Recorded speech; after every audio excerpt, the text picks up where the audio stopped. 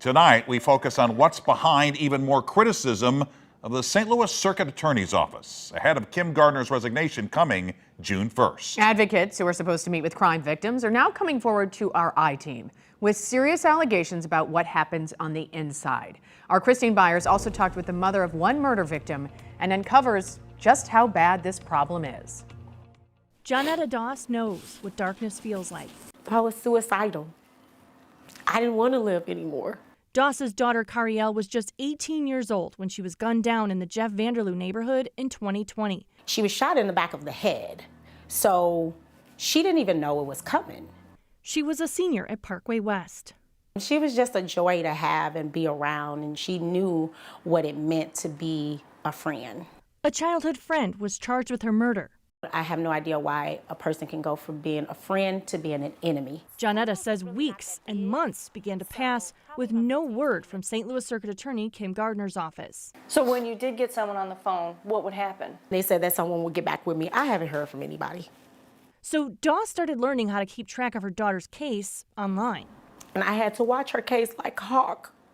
And there were times where they were canceled the court date, and I didn't know.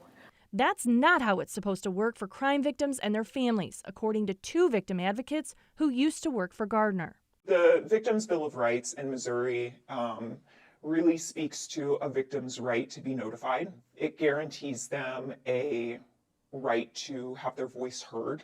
I don't blame them for feeling kept in the dark. I don't blame them for feeling angry. I would too. The advocates contacted the I-Team after our reporting on the number of dwindling attorneys in Gardner's office. They did not want to be identified as they still work in the field. As we see less and less attorneys in that office, more and more roles and responsibilities are going on support staff. I would be given a binder and say, go trial prep this person.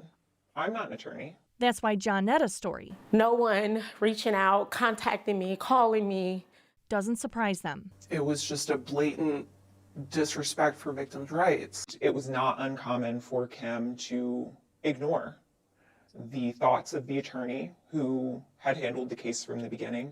It was not uncommon for Kim to ignore what a victim wanted to see happen with the case. The I-Team filed a sunshine request with Gardner's office for payroll records. We found 7 people were assigned to the Victim Services Unit as of April 28th.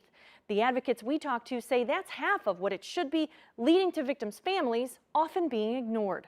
They don't get closure or justice, and I would say that goes for both sides. Defendants would sit in jail for years without any movement on cases. The suspect in Cariel Doss's case was in jail for 2 years before Gardner's office dismissed the case. The defense attorney proved prosecutors didn't turn over evidence. how do you go 2 years without turning evidence and have no explanation behind as to why you didn't turn it in? It's injustice. Gardner's expected resignation is a light from that darkness Johnetta has found.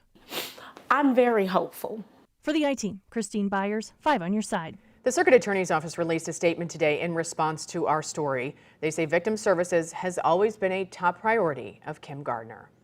Under her leadership, they say she started to provide services to victims before charges were issued, provided counseling to victims of sexual abuse and domestic violence, and placed a physical office in the warrant office to make contact with victims earlier in the process.